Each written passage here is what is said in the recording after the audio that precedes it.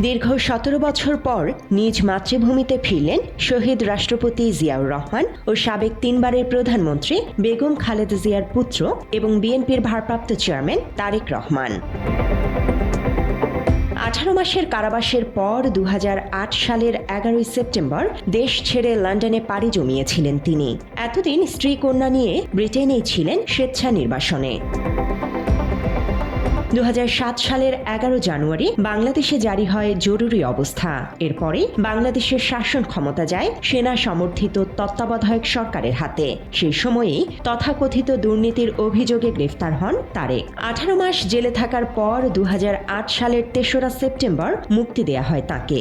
জেলে খালেদা পুত্রের উপর অত্যাচার করারও অভিযোগ ওঠে। পরে তাকে উন্নত চিকিৎসার জন্য পাঠানো হয় লন্ডনে। সেখান থেকেই হাল ধরেন বিএনপির নেতৃত্বের। মাঝে ১৭ বছরে নানা ধরনের নির্যাতনের শিকার দলটিকে দেশের বাইরে বসেও বাঁচিয়ে রেখেছিলেন তিনি। নেতাকর্মীরা ফ্যাসিস্ট হাসিনার হামলা মামলার কারণে বছরের পর বছর ছিলেন ঘরছাড়া।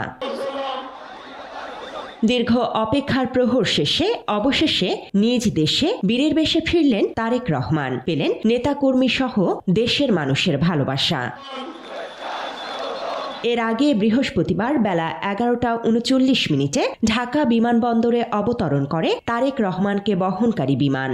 তারেক রহমান ও তার পরিবারের সদস্যদের স্বাগত জানান বিএনপির মহাসচিব মির্জা ফখরুল ইসলাম আলমগীর, সিনিয়র যুগ্ম মহাসচিব রুহুল কবির রিজভী, স্থায়ী কমিটির সদস্য সালাউদ্দিন আহমদ, গয়েশ্বর চন্দ্র রায়, মির্জা আব্বাস সহ আরও অনেকেই।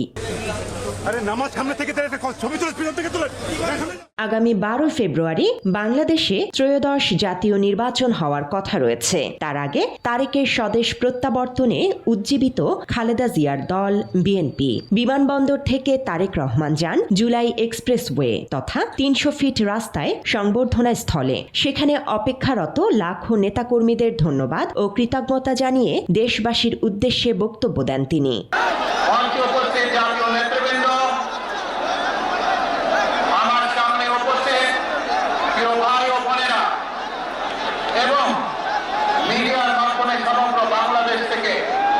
যারা দেখছেন এই অনুষ্ঠান, প্রিয় ভাই বোনেরা, প্রিয় মা বোনেরা, আসসালামু আলাইকুম। প্রিয় ভাই বোনেরা, আজ প্রথমে আমি রব্বুল আলামিনের দরবারে হাজারো লক্ষ কোটি শুকরিয়া জানাতে চাই। আমার সামনে উপস্থিত প্রিয় ভাই ও বোনেরা, তিনি বলেন ১৯৭১ সালে দেশের মানুষ যেভাবে স্বাধীনতা এনেছিল ঠিক সেভাবেই ২০২৪ সালের ৫ আগস্ট দেশের ছাত্র জনতা স্বাধীনতা ও সার্বভৌমত্ব রক্ষা করেছে। ২০২৪ সালে ৭১ সালে এই দেশের মানুষ যেমন স্বাধীনতা অর্জন করেছিল, ২০২৪ সালে এদেশের ছাত্র জনতা সহ সর্বস্তরের মানুষ, কৃষক, শ্রমিক, গৃহবধূ, নারী, পুরুষ, মাদ্রাসার ছাত্র সহ দল মত নির্বিশেষে, শ্রেণী পেশা নির্বিশেষে সকল মানুষ সেদিন ২০২৪ সালের ৫ই আগস্ট এই দেশের স্বাধীনতা এবং সার্বভৌমত্বকে রক্ষা করেছিল। প্রিয় ভাই বোনেরা, আজ বাংলাদেশের মানুষ কথা বলার অধিকার ফিরে পেতে চায়। তারা তাদের গণতান্ত্রিক অধিকার ফিরে পেতে চায়। বাংলাদেশের মানুষ চায় তারা তাদের যোগ্যতা অনুযায়ী ন্যায্য অধিকার পাবে। প্রিয় ভাই বোনেরা, আজ আমাদের সময় এসেছে সকলে মিলে দেশ গড়া। বাত ব্যথা, প্যারালাইসিস কিংবা আর্থ্রাইটিস, আধুনিক ফিজিওথেরাপি ও পুনর্বাসন চিকিৎসায় নির্ভরযোগ্য নাম ডিপিআরসি। একটি নিরাপদ দেশ গড়ার স্বপ্নের কথাও জানান তারেক রহমান। তিনি বলেন তারা এমন এক দেশ গড়তে চায় যে দেশে একজন নারী সম্পূর্ণ নিরাপদ থাকবে। বাংলাদেশ আমরা গড়ে তুলতে চাই যে বাংলাদেশে একজন নারী, একজন পুরুষ, একজন শিশু যেই হোক না কেন নিরাপদে ঘর থেকে বের হলে নিরাপদে ইনশাআল্লাহ ঘরে আবার ফিরে আসতে পারে। বাংলাদেশের মাটিতে দাঁড়িয়ে আপনাদের সকলের সামনে আমি বলতে চাই, বাংলাদেশ জাতীয়তাবাদী দলের একজন সদস্য হিসাবে আপনাদের সামনে আমি বলতে চাই, I have a plan for the people of my country, for my country. আজ এই পরিকল্পনা দেশের মানুষের স্বার্থে, দেশের উন্নয়নের জন্য, দেশের মানুষের ভাগ্যের পরিবর্তনের জন্য যদি সেই প্ল্যান, সেই কার্যক্রম, সেই পরিকল্পনাকে বাস্তবায়ন করতে হয়। শুধু তাই নয়, বিগত 15 বছরে অসংখ্য মানুষ নির্যাতনের শিকার হয়েছে, করা হয়েছে গুম খুন। সবশেষ জুলাই বীর ওসমান হাদিকে শহীদ করা হয়েছে। তিনি বলেন, এখনই সময় একসাথে কাজ করার, একসাথে একটি নিরাপদ রাষ্ট্র প্রতিষ্ঠা করার। বিগত 15 বছর স্বৈরাচারের বিরুদ্ধে শত শত হাজারো খুনের শিকার হয়েছে শুধু রাজনৈতিক দলের সদস্য নয়, নিরীহ মানুষের প্রতিবাদ করতে গিয়ে অত্যাচার নির্যাতনের শিকার হয়েছে, জীবন দিয়েছে। 2024 সাল মাত্র সেদিনের ঘটনা। কিভাবে আমরা দেখেছি আমাদের তরুণ প্রজন্মের সদস্যরা কিভাবে নিজের জীবন উৎসর্গ করেছে দেশের স্বাধীনতা এবং সার্বভৌমত্বকে রক্ষা করার জন্য।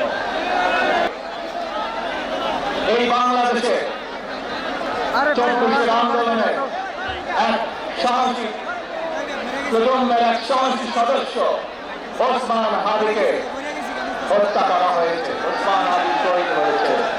প্রিয় ভাই বোনেরা, ওসমান হাদি চেয়েছিল এই দেশের মানুষের জন্য গণতন্ত্র প্রতিষ্ঠিত হোক, এই দেশের মানুষের গণতান্ত্রিক অধিকার প্রতিষ্ঠিত হোক, এই দেশের মানুষ তাদের গণতান্ত্রিক এবং অর্থনৈতিক অধিকার ফিরে পায়।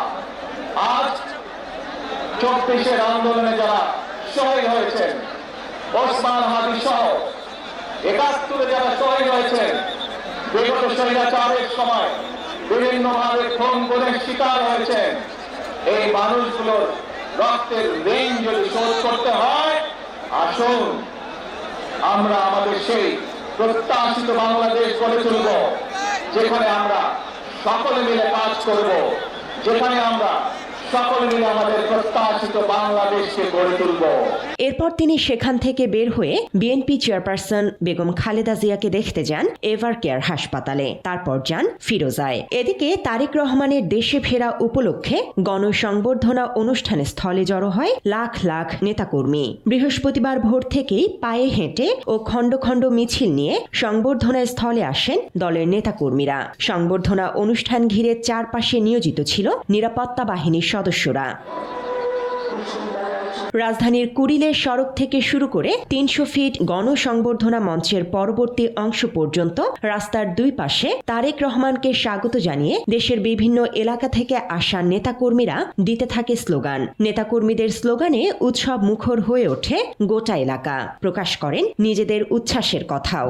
আজকে এই প্রজন্মের আগের প্রজন্ম যাকে দেখেইনি, শুধু তার বক্তৃতা দেখে এসেছে, তাকে দেখার আগ্রহে এই দেশের লক্ষ লক্ষ কোটি কোটি মানুষ আজকে এসে 300 ফিটে এসে উপস্থিতি প্রমাণ করে।